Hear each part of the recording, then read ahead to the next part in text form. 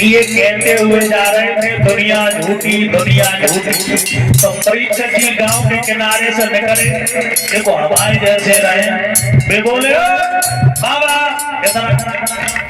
क्या कहते हैं झूठी दुनिया।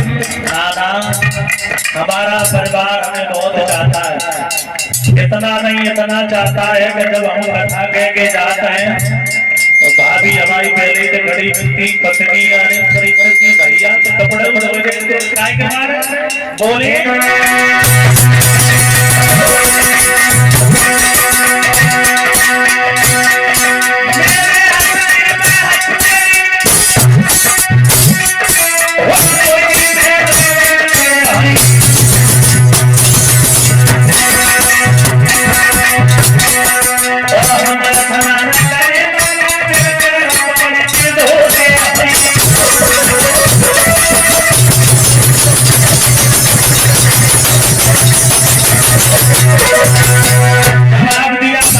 तुम कहते दुनिया झूठी, बिल्कुल नहीं। मेरे परिवार के लोग बहुत चाहते हैं लला खुश, मेरा भैया मेरी पत्नी हमें बहुत चाहती है। बोलेंगे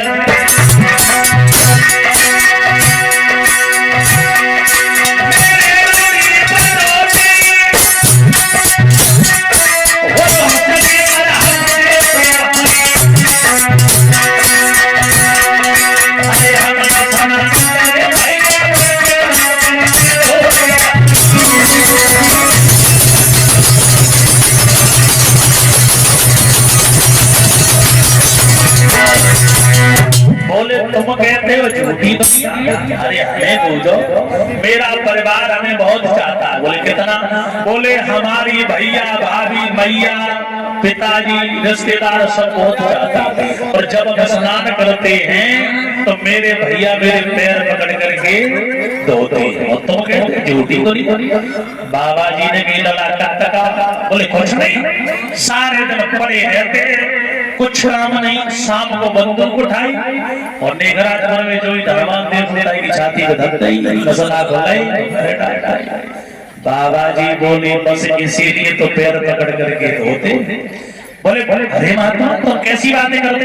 बाबा जी बोले लला तो तुम हमारे मंदिर पे आते जाते? बोले बिल्कुल।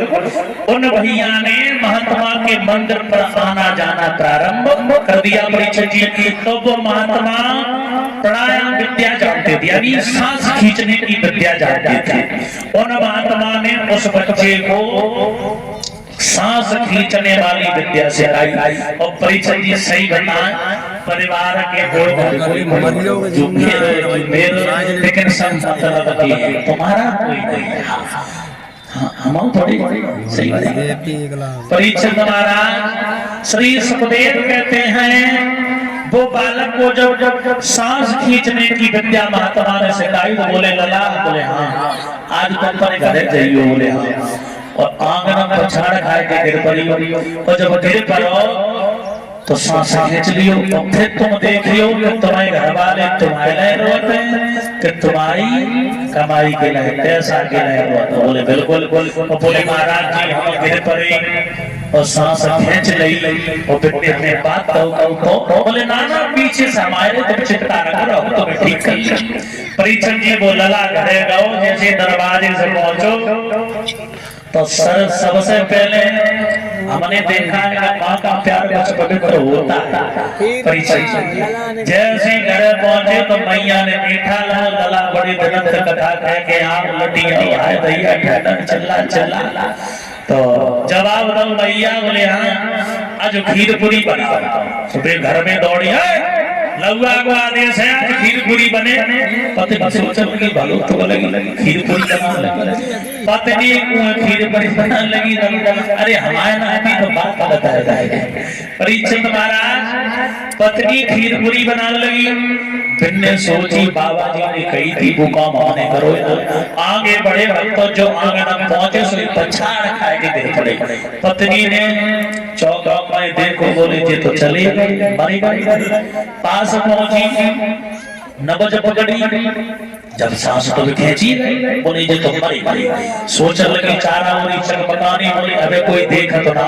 और खीर पूरी बड़े दनत बनाई। अब रोए को तो सब जिंदगी है और रोना ही पड़ेगा। चलो गाँव ना देख पाओ, अबे थोड़ी खीर पूरी खाए।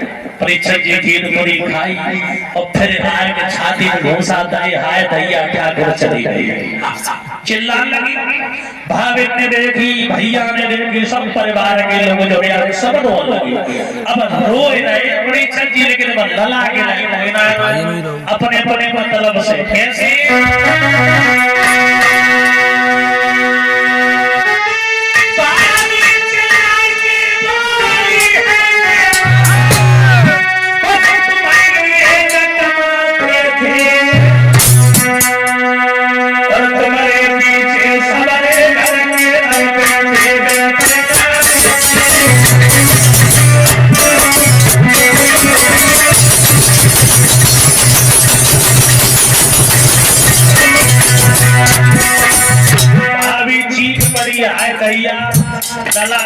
खेलने का बात है और तुम्हारे चक्कर पूरा घर बैठे बैठे खा रहा उनके लिए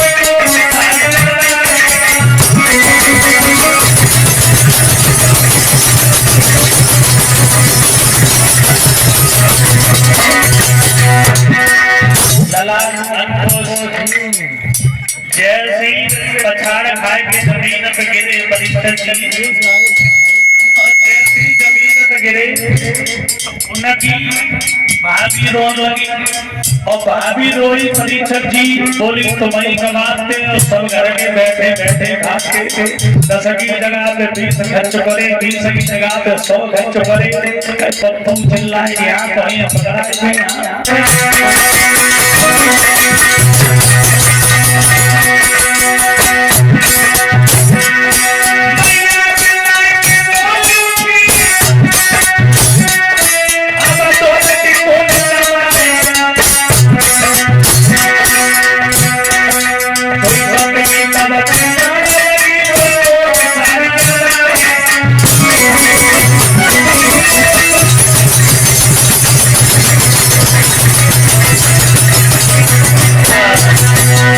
परीक्षक जी भाभी रो रही अपने मतलब से, मैया रो रही अपने मतलब से।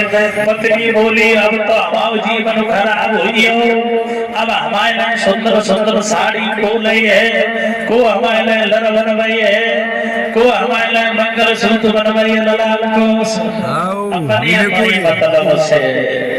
अब हम बार में रहे परीक्षक जी बड़े बड़े सोच रहे कि दुनिया मतलब की है, हमारे लिए तो कोई ना रो रहा। बाबा जी की बात सही है, हमारे कोई ना रो रहा। बड़े बड़े रो रहे तो रिश्तेदार आए गए, परीक्षक जी व्यवहारी आए गए, सब लोग गाँव मोहल्ला के आए गए, सब लोग रोने लगे बल्ला। तो रिश्तेदार रोने लगे भैया बड़े अच्छे अत्याचार लला बढ़िया भागवत बने बने मतलब से कहें, लेकिन मेरे नहीं कोई ना रोए परीक्षक जी। परीक्षक जी बहन प्रजा से बात दूसरे को लड़े गए। मेरे भैया सब लोग रो रहे हैं, लेकिन अपने अपने लिए उनके लिए कोई नहीं रो रहा। तब तक परीक्षक जी रिश्तेदार आई है, परिवार के लोग आई है, उन्होंने जब गाय को धरे हमें नहीं ले चलो, सोचने लगे बाबा जी नहीं आया तो हमें लगे जेवा डाले।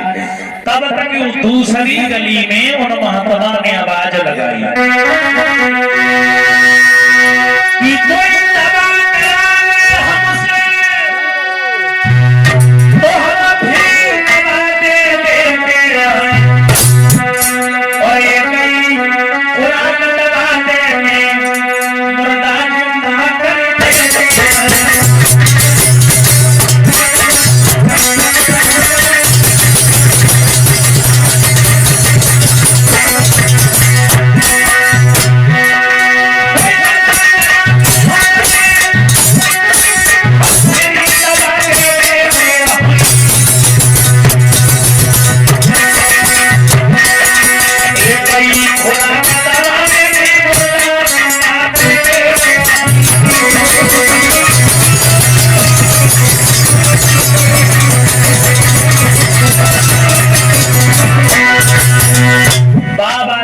आवाज लगाई, अरे गांव के लोगों कोई दवा करा लो, हम ऐसी वैसी दवा नहीं देते हैं, एक खुराक में मुर्दा को जिंदा कर देते हैं।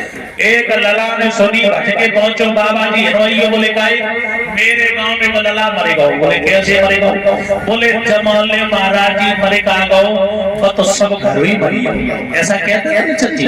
अब का बता, सब घर ही मरेगा, 2 किलो कमा तो पूरा घर बैठे बैठे बात करियो भाई भाई बाबा जी से कही चलो ठीक कर दो। बाबा जी जैसे पहुंचे परीक्षण की तो रिश्तेदार ने सुनी, तो रिश्तेदार कहने लगे महात्मा जी ये हमारे रिश्तेदार जी ठीक हो जाए, चाहे 100 रुपया खर्च हो जाए। परीक्षा जी कहते हैं हाँ, जैसे जे हमारे बैठे हाँ, बोले 100 रुपया लगे जाए लेकिन ये सही हो जाए।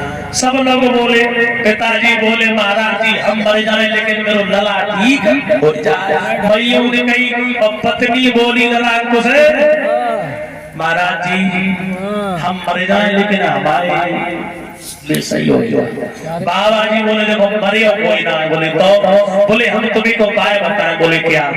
बोले दूध। तो परीक्षक जी महात्मा ने एक लोटा दूध मंगवाओ, और जब दूध मंगवाओ तो बाबा ने क्या किया, उस दूध के लोटा को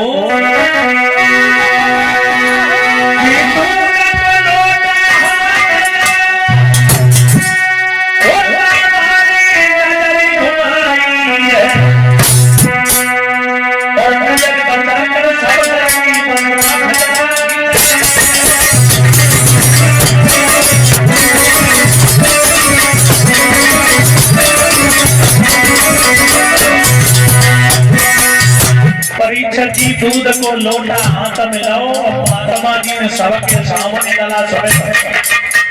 जेब में से की पुड़िया निकाल रात की, और सबक कहीं देखो तू जहर है जहर दिखा करके कहा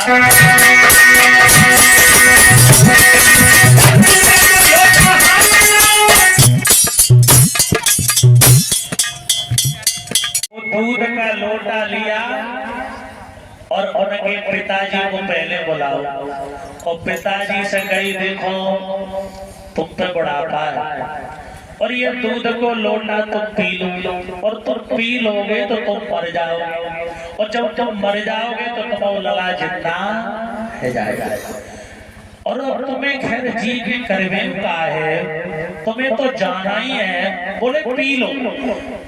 पिताजी बोले महात्मा जी हम दूध तो पी लेते, और दूध पियो खैर कोई बड़ी बात आए, हमने पहले पियो लेकिन दूध तो हम पी लेते ना, हमें मरने को डर है, लेकिन चिंता है अगर हमने दूध पी लो हम मरेगा तो टुकड़िया कोई दो रोटी दवैया हम परीक्षक जी माँ को बुलाया, बोले तुम पी ले। बोले अब बाबा जी तुम ही बताओ, हम पी ले तो हम मर जाए, तो फिर जब हम ना। परीक्षक जी भावे से कही तुम पी ले, तुमने तो कमाई खाई। बोले हम क्यों पिए, जाको साथ जाको मरो, मेरो तो साथ हमें बड़े बड़े देख रहे भारी भारी। एक दिन वो था जब तुम मेरे पीछे पीछे घूमती थी, आज क्या कह रही? परीक्षक जी भाविक ने मना कर दी, भैया ने मना कर दी, और रिश्तेदार ने जो सुनी उनने अपनी अपनी सवारी जो लाइन में चालू करी और चल बसे। बोले को मेरो नंबर ना आया, सब पहले सब मर रहे थे, फिर सब मना करने लगे। पत्नी से कही तुम पी ले, तुम्हारे पति आते। बोले बाबा जी हम तो पी लेते, फिर मम्मी के घर को पियत रहे, लेकिन अब तुम हमें जब बताओ अब जे मरी गई और हम पिए तब जे जिंदा हो हम बच्चे, तो क्या फायदा है तब जे हमारे रोए ताते मुझे मरिए सो मरे जाते हो, हमें कोई मौज पे बैठे हो। बाबा जी बोले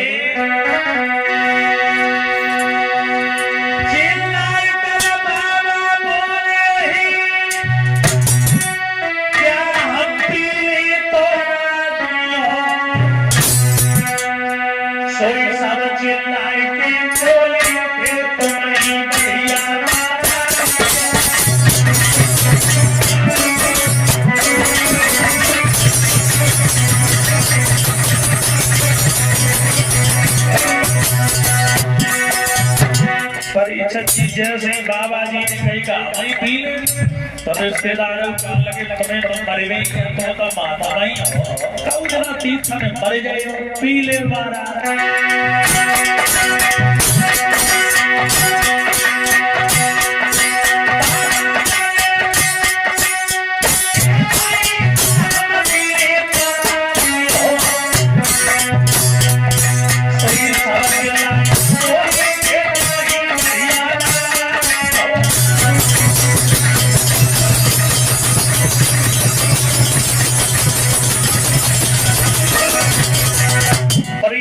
सब बोलने लगे महात्मा जी तुम पी ले मर जाओ तुम्हारा कचरा बगड़े संत तो घूमते ही रात को टक्कर लग गई तो मर जाओ पी ले महाराज पी ले परीक्षित जी बाबा ने वो लोटा दूध को पी लो उनसे कई उठो लला काहे खड़े हाँ देख लिया कौन तुम्हारा है वो लला खड़ो बहु महात्मा के पैरों से कृपड़ा बोले महाराज जी भूल हो गई मैं तो ये समझते थे ये सारा संसार मेरा है लेकिन यहाँ कोई किसी को ना परीक्षित जी जो वे खड़े भाई अब पत्नी भागी परीक्षित महाराज रोते भाई पांच तक परी सही में तुम अगर जिंदा न होते तो हम प्राण दे देते मैंने किया आज पीछे बोले छी को नहीं बोले तू हमारी पत्नी नहीं है भाभी ने कही लला हम बच्चा थे बोले हम सुन रहे थे बड़े बड़े देख रहे थे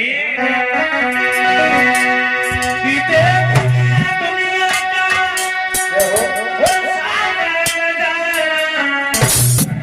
और ना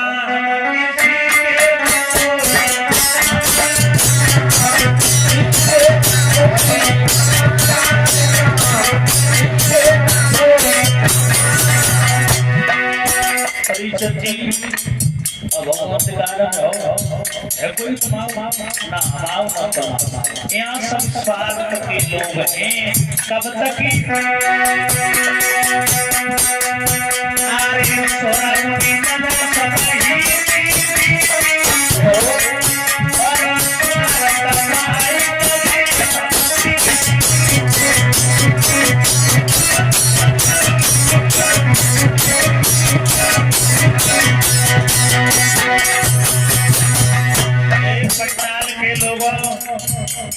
आज की दुनिया में कोई किसी का नहीं है परीक्षित हम तुम तो कुछ नहीं और ऋषि महात्मा क्योंकि तुलसीदास कहते हैं रामायण में